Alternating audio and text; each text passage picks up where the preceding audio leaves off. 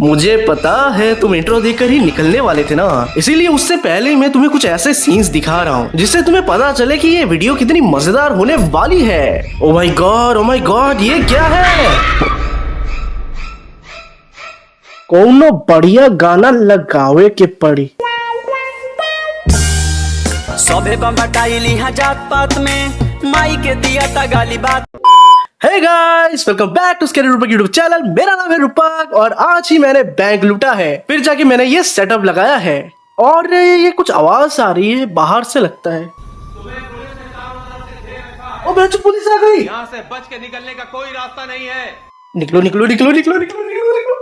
कई दिनों से आप लोगों के कमेंट्स आ रहे थे कि लाइफ ऑफ लग्जरी पे वीडियो बनाओ, लाइफ ऑफ लग्जरी पे वीडियो बनाओ। तो मैं भी क्यूरियस हो गया कि ये है क्या। तो जब मैंने YouTube पे चेक किया तो मुझे पता चला कि ये दो भाई हैं जो वीडियोस बनाते हैं, वो भी काफी ज्यादा डिस्टर्बिंग और हॉरर। और मुझे ये भी पता चला कि गौरव कटारे इस पर ऑलरेडी वीडियोस बना रहे हैं। तो मैं कैसे पीछे रह सकता हूँ। तो आज की वीडियो है हेल्प प्लीज, जो की है लाइफ ऑफ लग्जरी की। आइए देखते हैं। इस बार इन दोनों भाइयों के पास एक लड़की का केस आया। इस लड़की का नाम एम्बर है और इसके एक अंकल कुछ ही दिनों पहले गुजर गए, लेकिन गुजरने से पहले उन्होंने अपनी प्रॉपर्टी को एम्बर के नाम कर दिया। तो इस प्रॉपर्टी के बारे में जानने के बाद एम्बर गई थी वहाँ पे रहने के लिए, लेकिन 2 ही दिनों में वो उस घर को छोड़कर भाग गई, क्योंकि एम्बर बताती है कि घर के अंदर उन्हें शैडोज दिखते हैं और किसी लड़की के बात करने की आवाजें आती है। उन्होंने प्रूफ के लिए एक वीडियो भी दिया। इस वीडियो में हम यहाँ पर एक शैडो देख सकते हैं।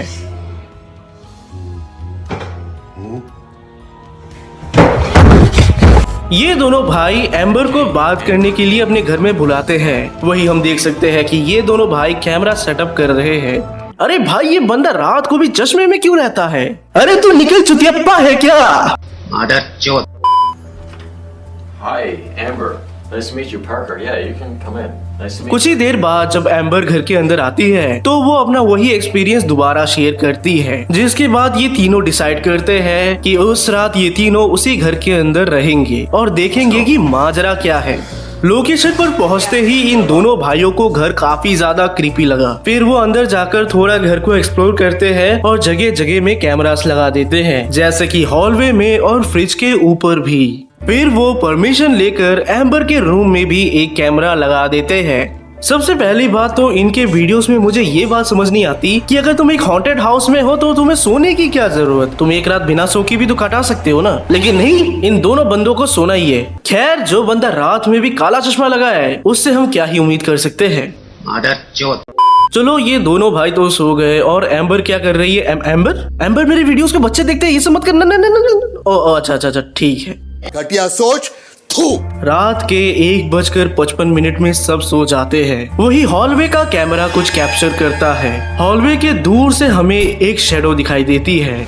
धीरे धीरे जैसे ही ये पास बढ़ती है, हम देख सकते हैं कि ये एक बूढ़ी औरत है। घूमते घूमते ये बूढ़ी औरत हॉलवे से सीधे 3rd फ्लोर पर आ जाती है और पता नहीं क्यों ये मुझे मेरी नानी जैसी लग रही है, लेकिन मेरी नानी तो यहीं पर खड़ी है। और नानी, आप चप्पल क्यों निकाल रहे हो? अरे ऐसे चप्पल नहीं निकालते नानी। ये बूढ़ी औरत जो भी है, ये अचानक आधी रात को ठुमका लगाने लगी और अजीबोगरीब गाने गाने लगी।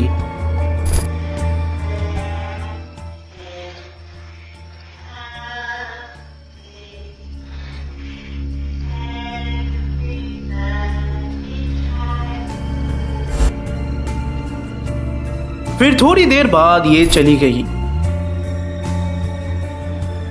अगली सुबह जब सबने फुटेजेस को देखा तो ये तीनों इस बूढ़ी औरत को देखकर शॉक हो गए। फिर ये भी 3rd फ्लोर पर बढ़ने लगे, लेकिन उन्हें वहाँ पर कुछ भी नहीं मिला। वो ढूंढने लगे कि ये बूढ़ी औरत आखिर गई तो गई कहाँ है। तभी वो नोटिस करते हैं कि एक कबर्ड है जो कि एक दरवाजे को ढक कर रखा है। तो ये उस कबर्ड को वहाँ से हटाते हैं और रूम के अंदर घुसते हैं।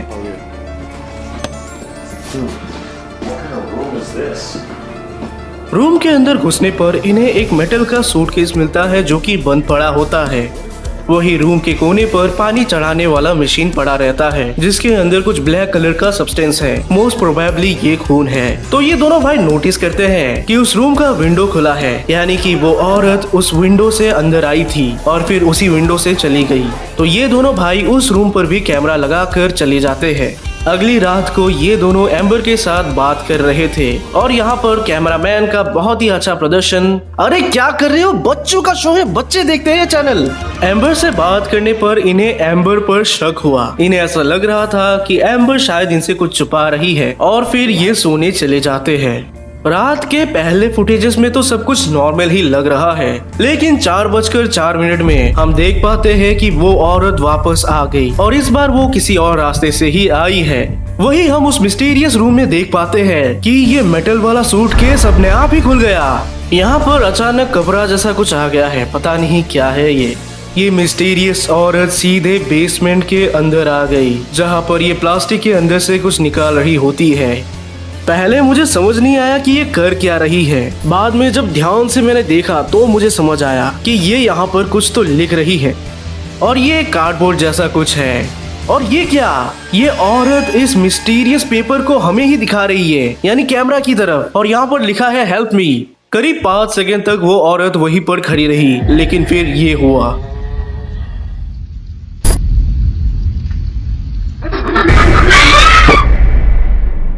यहाँ पर एक अलग ही डरावना क्रिएचर हमें दिखाया जाता है, एक लंबा चौड़ा राक्षस जो कि उनके बेसमेंट में रहता है।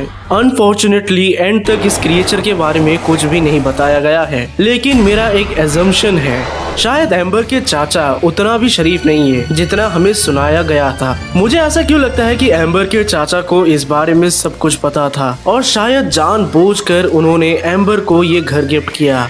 And I kind of doubt कि एम्बर को भी इन सब के बारे में कुछ ना कुछ तो पता है जो कि वो बताना नहीं चाहती।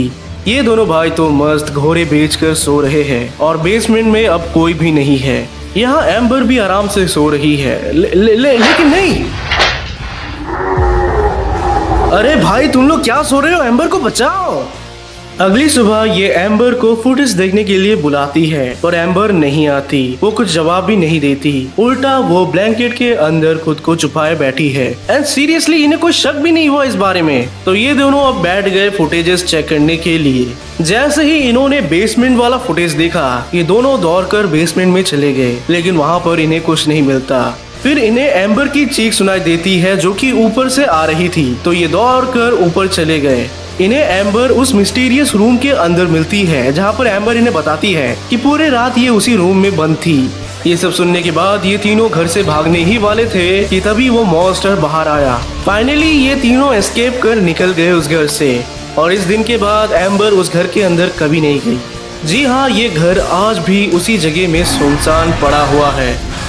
ये पूरी की पूरी स्टोरी मुझे काइंड ऑफ बारबेरियन मूवी की तरह लगी, जहाँ पर ऐसे ही एक औरत, एक जायंट मॉन्स्टर औरत को दिखाया गया था जो कि अपने पति के एक्सपेरिमेंट की वजह से ऐसा बन गई। तो मुझे ऐसा लगता है कि जब एम्बर के चाचा जिंदा थे तो उन्होंने ऐसे कुछ अजीबोगरीब एक्सपेरिमेंट्स किए थे, या तो ये अपने फैमिली के ऊपर ही उन्होंने किया होगा या तो बाहर वाले लोगों के ऊपर किया होगा जो कि घर के अंदर ही है। मोस्ट प्रोबेबली एम्बर के चाचा ने अपने ही फैमिली पर ही एक्सपेरिमेंट किया है, इसीलिए शुरू से लेकर अंत तक हमें एम्बर के चाचा के फैमिली से रिलेटेड कुछ भी नहीं दिखाया गया और ना ही बताया गया। तो काइंड ऑफ आई एज्यूम कि ये जो दिखाया गया है ये उस चाचा की बेटी थी जो कि एक्सपेरिमेंट के चलते ऐसा बन गई, और ये डेंजरस सा जो क्रिएचर है ये एक्चुअल में एम्बर की चाची है जो कि आज भी उस घर के अंदर राक्षस बन के घूम रही है।